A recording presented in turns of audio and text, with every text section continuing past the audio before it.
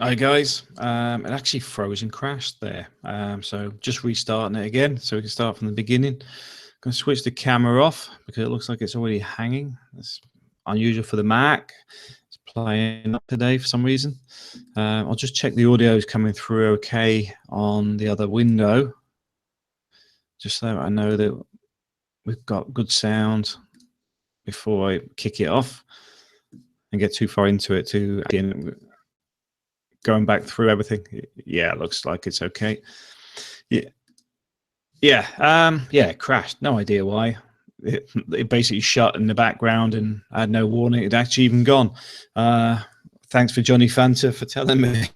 Yeah, business in the Philippines. Why bother as an expat? Well, the first thing I want to say is Tim contacted me the other day relating to what business was good for a student. And I advised doing a load business. And there's a reason for doing a load business. Load is basically when you top up people's mobile phones. The first one is it's a small business which can be run from anywhere. You just need a mobile phone, and basically that's pretty much it. You're off up and running. But the reason it's a good one is because one of the biggest problems in the Philippines is dang, where basically people will say, I'll pay you on Friday, I'll pay you next week. And then when it comes around, they don't pay you. And I've seen it with eateries, I've seen it with loan businesses, I've seen it with load businesses, and sorry, as you name it. I would say credit is one of the worst things in the Philippines. Giving people credit is one of the downfalls of opening a business. So doing something like a load business is a low investment business, but if you want to see if somebody's capable of running a business, it's a good one to start with because it's low investment. Now, as you go into this, you start to see that business in the Philippines has some viable options, because some people say there's not a lot of money in it. Well, not if you're running one little thing. I mean, I've mentioned before about having multiple streams of income, like you've got the peso machines out the front, renting some apartments, maybe even some livestock, having like lots of little entities that make money. There's nothing wrong with that. In the same way, if you get a franchise sort of setup where you get one type of business working in one town, there's nothing to say you can't open the same setup in the next town because you've already worked out all the issues with that business. So you can grow it to quite a successful, large business, earning some serious money. But the big thing I find with the Philippines is the setup costs are significantly lower than there would be in the UK, for example. There is bits of bureaucracy, but nowhere near as much as you would get in the UK. And this is one of the main reasons I actually prefer to do these types of businesses in a smaller environment, because you can test the waters, see if it works, get it kick-started, make sure it's making you some money. Making sure it's making you some money, but also if you've got relationship issues or something, or worried about having people involved that may destroy a business, having a small business, you've only lost a few pesos. You may lose a few thousand or even a bit more, but it's not your life savings, which is one of the key reasons for doing it. Now, there's also the 30% rule, which I mentioned before. The 30% rule is basically adapting for things like inflation, changes in the exchange rates, and having these little businesses that actually make money in country makes them sort of a good safety net. Because if you get it up and running, you often find that a lot of these businesses don't need a lot of heavy investment. Once you get it running, it's just like trickling some money in now and again.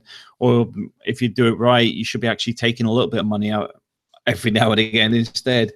But they can make money. The big thing with this is often it's not about one business, though. It's about having several. But like I mean, I was talking to Jay Real Deal about this. He's on the same mindset.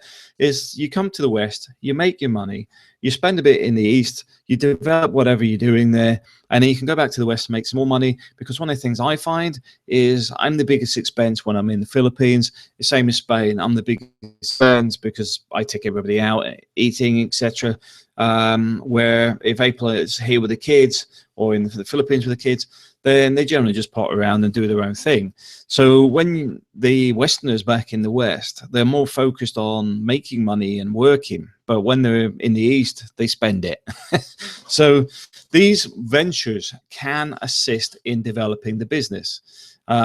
Because what happens is you go back to the West, make some more money, you come back, because by that time, the business that you left behind may have had an extra income of, say, 4,000 pesos a month, which is not big money. You can't live on it. But at the same time, by the time you've left the country and come back, it's no longer 4, it's 6, it's 10, or it's opened another unit somewhere, another business. And that's how I worked it, and I know it works. You know, you get to the point where, like we have the rental units. The rental units make money without doing a stitch anymore. They don't need too much investment ongoing. They just need maintaining. They just need keeping tidy, etc. But beyond that, you don't have to buy anything else. Don't need to buy more land. Don't have to expand anything else out. You can just basically use what you've got.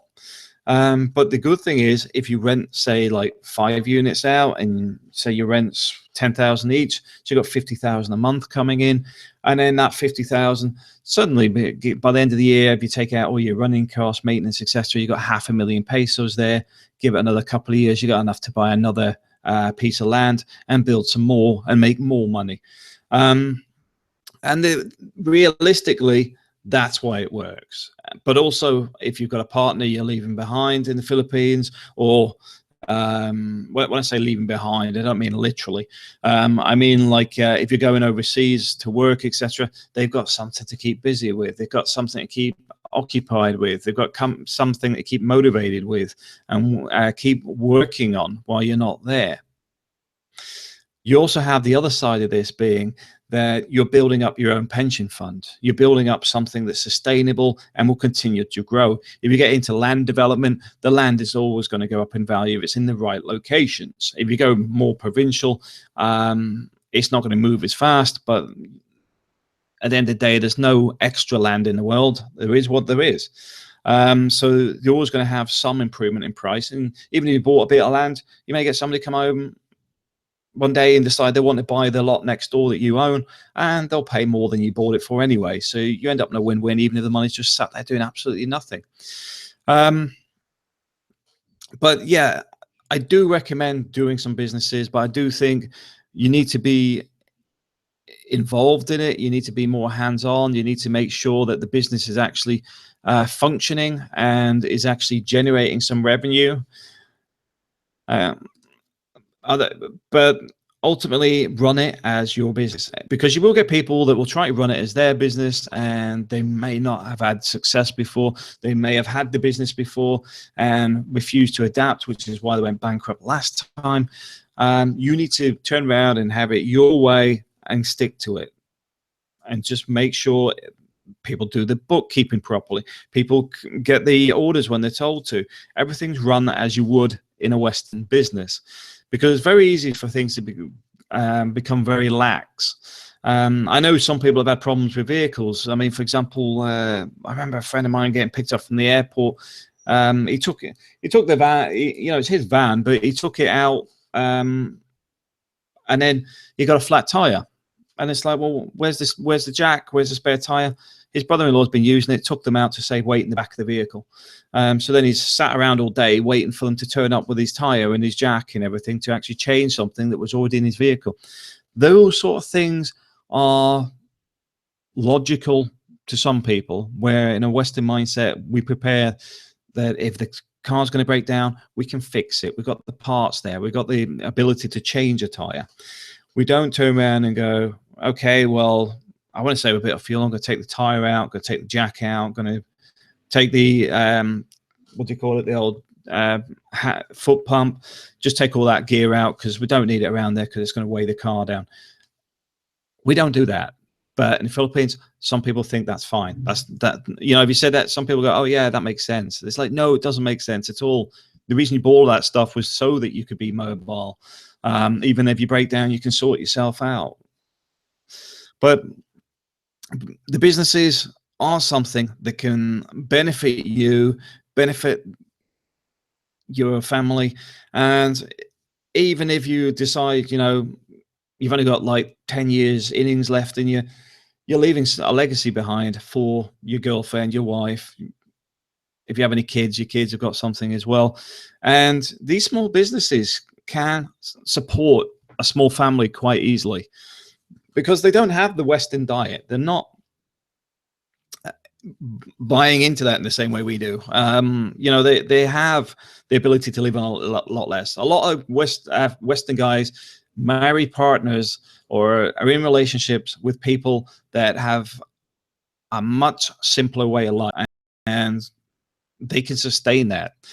Injecting a small business that can bring in an extra 6, 10, 15,000 a month is already more than a lot of these people can make going to work. But if they maintain that and work, you know, for example, if you had apartment rentals, then they've got a good income. They've got a good lifestyle. They've got something that has put them long term, as long as they maintain it, which is the important bit of changing some people's mindsets. But I certainly do recommend doing these businesses. I do recommend reading up on the businesses. You will find things like Entrepreneur Magazine in the Philippines. There's a lot of franchise things in there. My own viewpoint on it, I haven't seen anybody have any success on the franchises on those, but you can have a look at them at least and get, I mean, at least get some ideas. But there is a lot of opportunities there. A lot of it is the stuff that it isn't being done by everybody else. But even in a sari-sari store, my mother-in-law runs a sari-sari store. The other sari-sari stores in the area had all shut down because they'd all gone bankrupt because they all do credit. We don't do any credit. We don't do credit for whatever reason. You know, at the end of the day, I look at it this way: they're taking their food from your table, quite literally, because it's food that you're normally selling. But at the same time, people don't mind running up a debt with you. They, you know, they shrug it off. They avoid coming to your store for the next 6 months or whatever, trying to not pay the debt. It's just not worth the hassle. And I was talking to a friend of mine who's from India, and he was saying about the loans, because loans are a lot more expensive in the Philippines than they are in India. And I think it's down to the bad repayments, because I think in India there's I mean, there is certain groups that work heavily in that, but the whole point is there is trust issues there. Without a doubt, there's trust issues there. I do recommend no credit, keeping an eye on things yourself, monitoring things. If you're keeping stock or something, doing stop audits and stuff, going through it, making sure people are aware that you check it yourself, etc. Because people will steal if you're not watching it. At the same time, though, that's why things like property rentals are a good one, because as long as somebody's actually watching it, nobody can rent it out when you're not there, because I know that happens as well. Somebody will turn around and say, no, there's nobody's been interested or whatever, you know, an agent, and it's been rented out for the last 3 or 4 months. But that also happens in Spain. There's actually an expat that had that happen while he was, I believe he was in the Middle East. His house here in Spain was rented out behind his back. The agent's pocketing the money. But ultimately, the businesses can make money. They do make money, and if they run right, they can make some serious money. It's like the call center went from a small entity with, I think we initially started with 2 guys doing Excel data entry, and then it went up to 6 call center agents. The money from the Excel kept the wages going on the call center bit until they started to get their head around the sales, and then that moved from that into having 45 people selling 8 hours a day, 5 days a week, and sometimes on a Saturday. And you make some good money, seriously can. But I know a lot of people are going to the Philippines for a less life, which is why even doing some of these smaller businesses can keep you occupied but not overburdened, but also can give you a little bit of extra income coming in every month. which is another important thing. If you've got that income coming in, it keeps you afloat. Also, if you have any problems, because I've seen in the last few months, there's been a few expats having issues with their finances relating to whether it's social security or whatever other reasons relating to finances. They're entitled to money, it's coming or whatever, or it's their own money and there's some legal issues ongoing. Having a little business may be your lifeline to keep things ticking over. But like I said, a lot of these businesses are very small anyway. You can start them, like if you've got a window, you can start a sari store. I mean, that's what a lot of these places are. They're literally selling stuff out the window. And it doesn't need to make, it may not make big money, but it makes regular money. It may pay your electric bill, your beer bill or whatever, or be put towards something else, you know, like the peso machines. 5 peso machines making 250 pesos a day each. So it adds up. You know, you're just going out there, emptying it. Your internet's paid for, your electric's paid for. Easy living. And that's what we're all after at the end of the day, is opportunities where we're not overburdened, but at the same time, you're leaving a legacy behind where somebody else can, you know, if you're not going to be around forever, or if you're going to the West, you've left some businesses there that the family can continue with, which means you haven't got any other issues related to debt or gratitude or anything, because they can run things for you, or you can give them the business, but I do recommend running them for you, simply because you put the investment in, and if they're getting a little bit of money out of it every week or whatever, they're sustainable. But if you do, I do think if you gave it away, there's the whole risk of the fact that it wasn't theirs in the first place, so they don't run it the way you do. So does anybody have any questions? What's your thoughts on that? There is a live chat on the right hand side, by the way. If you want to say anything, please feel free to get involved.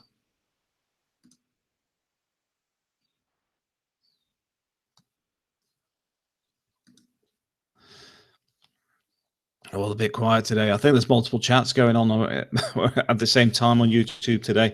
It's just I was sitting doing some. I've been on websites all day, and I just wanted to break. So I thought I'll do a hangout for 5 minutes, have a chat, have a cup of tea. Get ready. I've got a meeting this afternoon as well with a real estate agent. Abdullah Ali. Filipino workers believe that they are being overworked and underpaid. Well, it depends what you're talking about and what they're doing. I think it all depends on location, what they're doing, but often these contracts are agreed before people, if it's overseas, they've already agreed to it before they left their home country. So it's a bit like Rich Dad, Poor Dad. When they discuss what people will work for, they made that decision to work for that amount.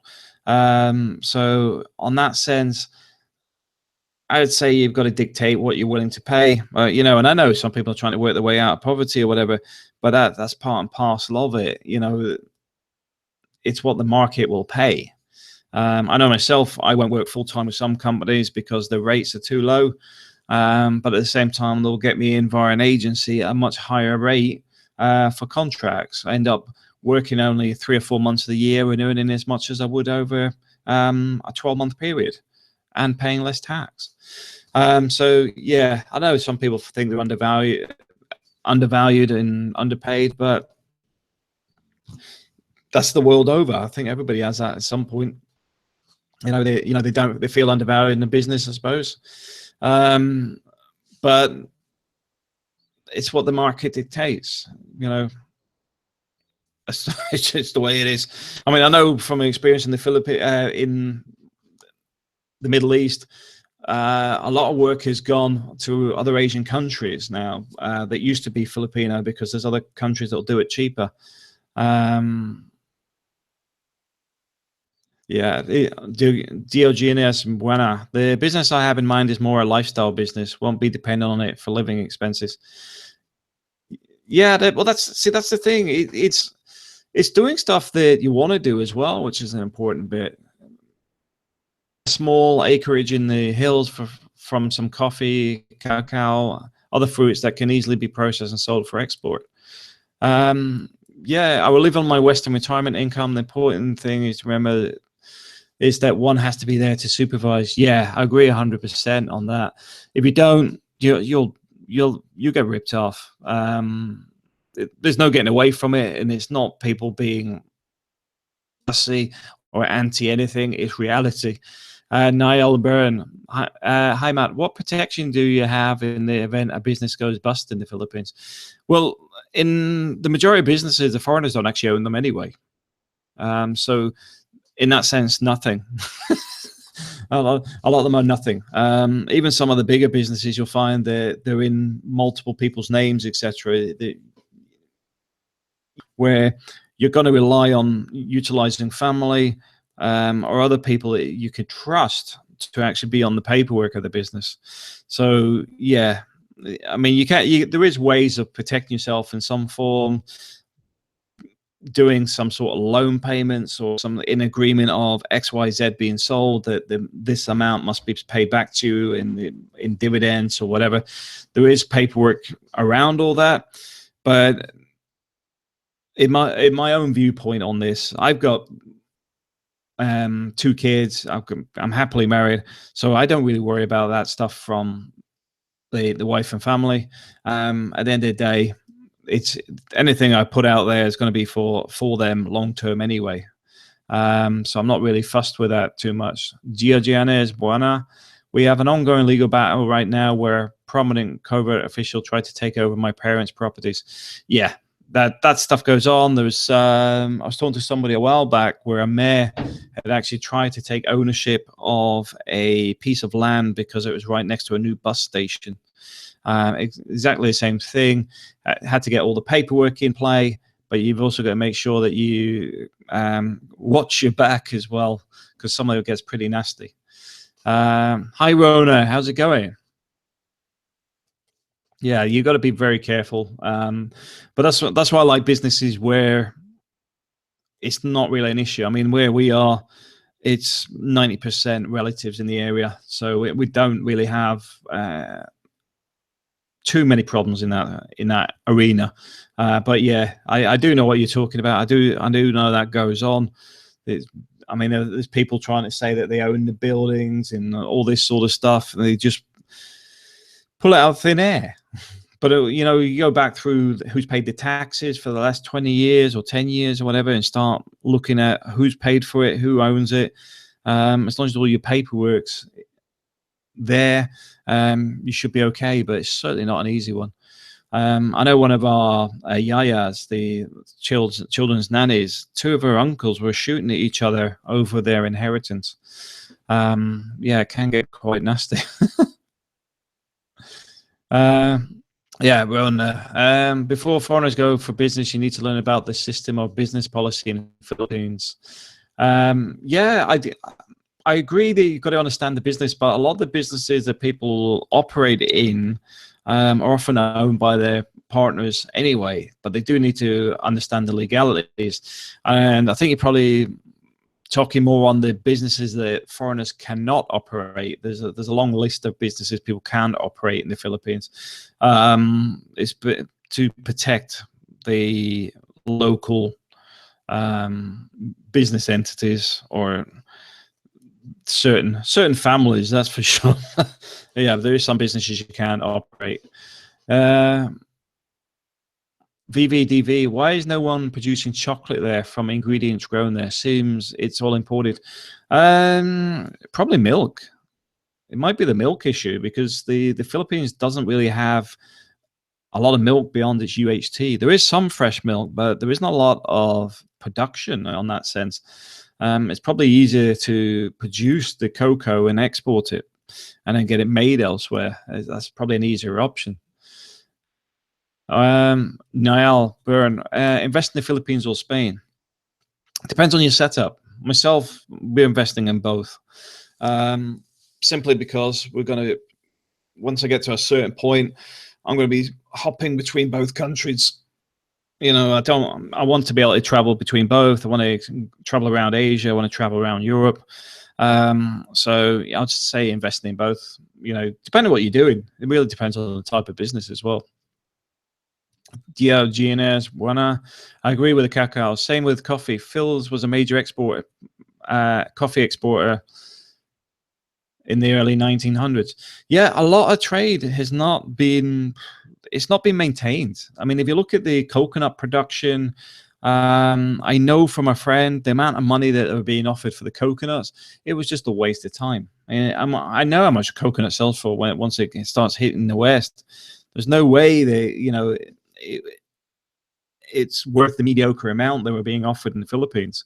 Yeah, but yeah, there's definitely business there. Same with even shrimp. I've got a friend who exports to Australia, and he does quite well on that.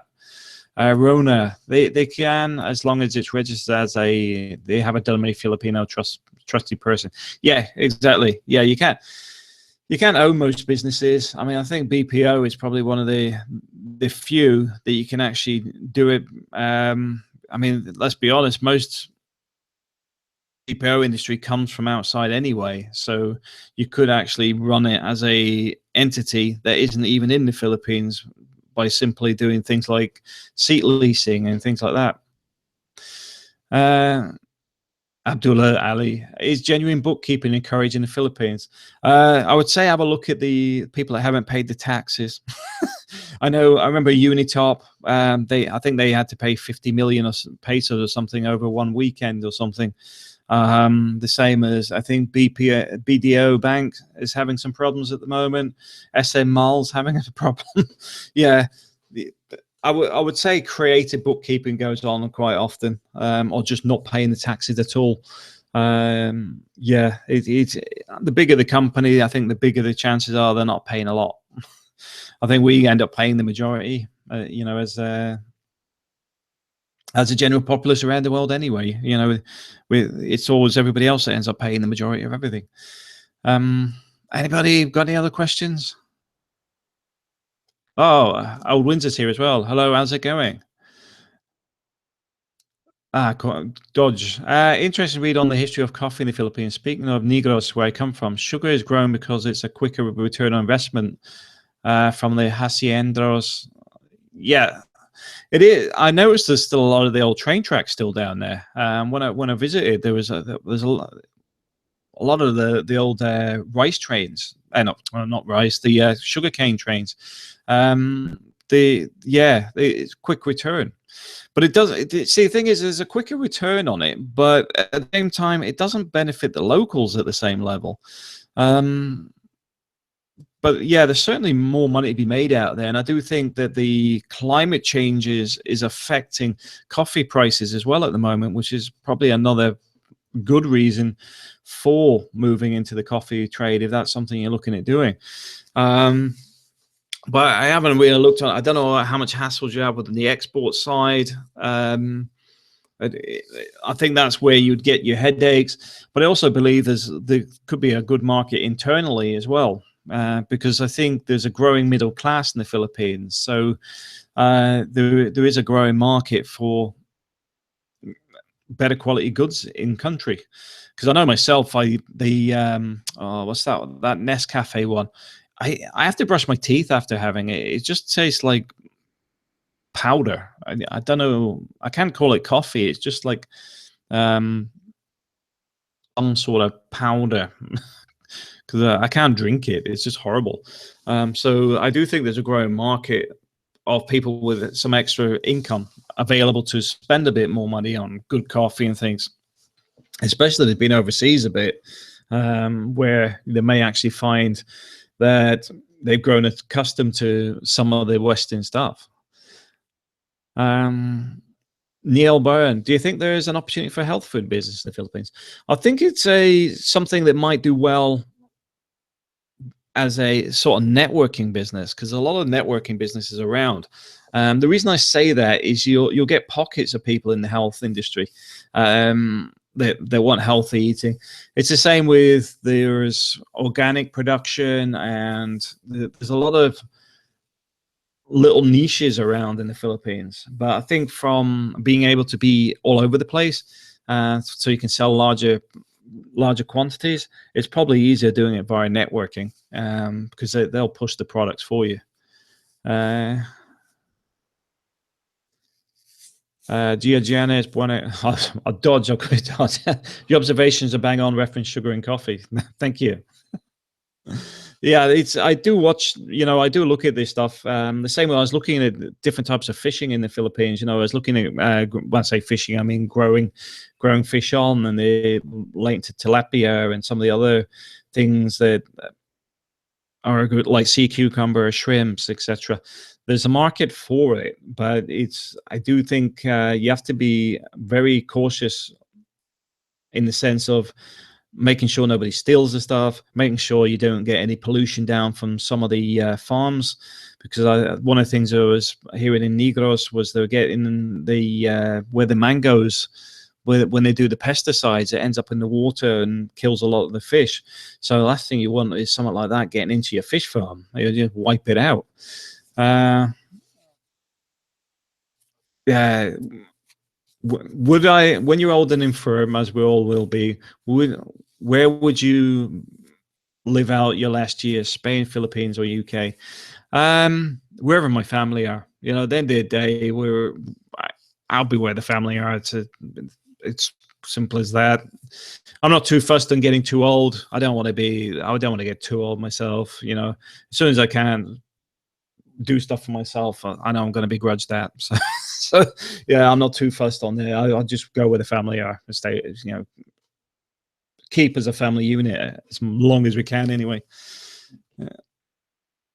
Old wins that tons of sugar is put into a lot of drinks here. Yeah, because it's cheap. At the end of the day, it's cheap. That's why it's in the bread, it's in everything. It's excessive. But I mean, if you look at what you actually need to make bread, then look on the back of a packet. It doesn't matter which country you're in.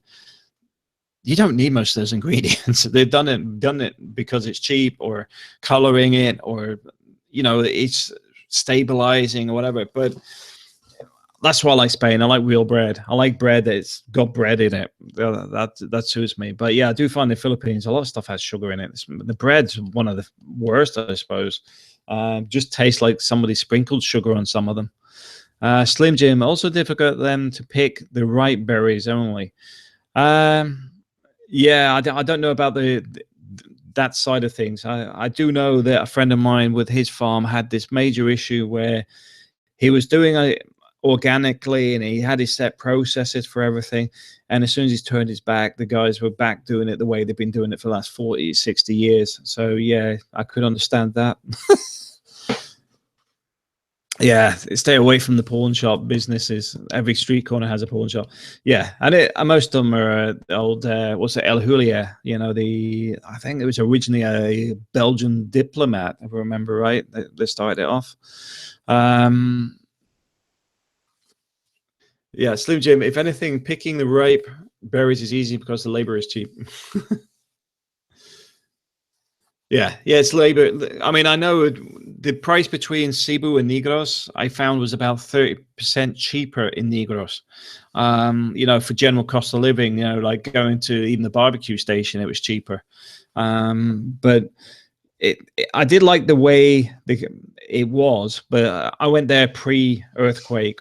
All that nice road that got ripped apart, they'd only just put that down when I was there. Because I spent about 2 hours as a pillion passenger on the back of a motorbike riding on hardcore because they hadn't put the tarmac down yet. So it was like just bumpy road for 2 to 2.5 hours, just bumping along a dusty track. And then not long after, the earthquakes hit and destroyed the whole thing. Yeah, Slim Jim, they won't follow instructions. You've got to be pretty stern with people. I've gone through that with construction, where you get people doing it the way they want to do it, and I just sack people until I get the people that actually listen. I know it sounds a bit over the top, but if people will not adapt or do it the way they're told, they're just wasting your time and your money because you end up doing things 2 or 3 times. Yeah, Slim Jim, there are a lot of abandoned coffee farms here. There's a lot. Yeah, I mean, the one thing I have seen myself is a lot of people have gone overseas because they've had family go abroad and then they've taken their other members with them. And now, if people aren't buying those places up, then they're going to sit dormant because a lot of people don't have the money to purchase a farm or don't want to buy one. It doesn't mean there's no money in it. It just means that I think, if you're not that way inclined, you may not be interested in doing it, which is, I mean, I know it took a few years to one of our friends to sell her fishing. She had some fishing pools on, where was she? She was at Bohol. Yeah, they had several big fishing pools. So yeah, it was difficult to sell them on. But now I get people that message me, Matt, how much are they? They sold a while back. Yeah, Old Windsor. My Swiss friend runs a little restaurant in Sanghi. He paid her girl's wages at the end of first week, and she's gone. Didn't even phone in to say why. Yeah, that stuff goes on all the time. People just vanish sometimes. I don't know what happens. Some of it is just bizarre. Because like the guy with the egg boxes, because we're getting some egg boxes for soundproofing. He had 2,000 pesos to get the egg boxes. He had 3,500 to pick up on the Friday as his salary. So he disappeared on the Wednesday with the 2,000 pesos. Never seen him again. And the bizarre thing is, I even gave him a free house to live in because we'd had this unit we rented opposite. Gave him a free place to live as well, and he just vanished. But yeah, not everything's logical. I mean, there's no point trying to find logic sometimes because there isn't any. They run off with a girlfriend, a boyfriend, or whatever, or their aunt wants them to be at home to look after their little nephew or something, and that takes precedent over making an income, even though the income is needed. Seen it all before. But that's why I think it's worth, if you're doing a business, you need to sit and analyze it, see where there's money to be made in it, see where you're going to get the problems from and fix them, but also keep on top of anybody that's going to rip you off so you can get rid of them before they even start. Morning, Wes. How's it going?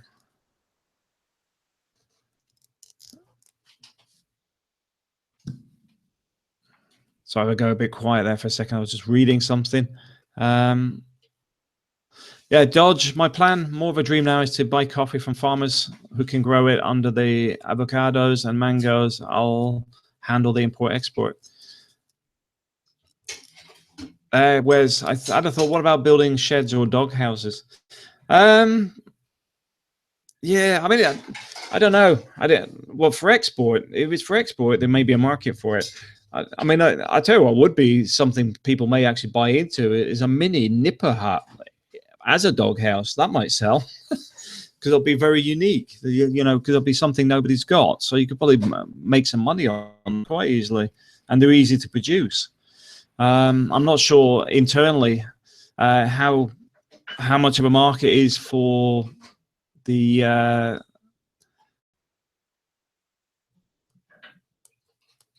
Yeah, I think it's one of those ones. It depends if it's going to be in the Philippines or in for export. Because if it's in the Philippines, it's very easy to get somebody in to make them.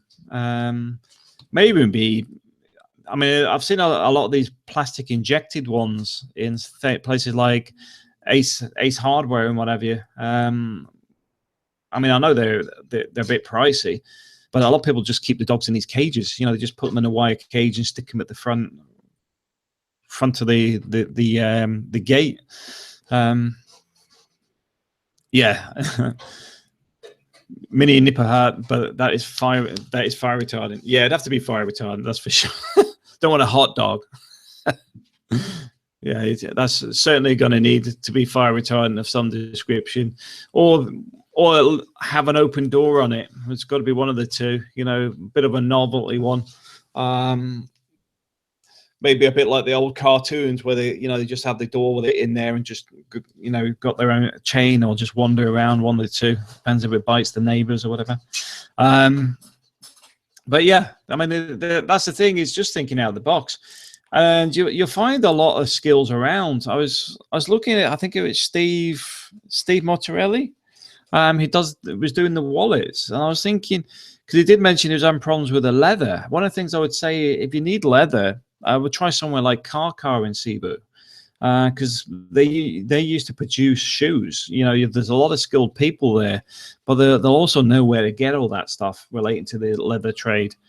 Hang on a second. I've just realized what time it is. I've got to I've got to head off. I've just realized, I said I was going to meet the real estate agent. It's literally now. I'm 5 minutes late. I thought it was earlier than that. I'm going to have to cut this one short because I've got to shoot out the door because the guy's actually waiting for me. Apologies for that. Thanks for everyone being here, and I'll catch up with you again.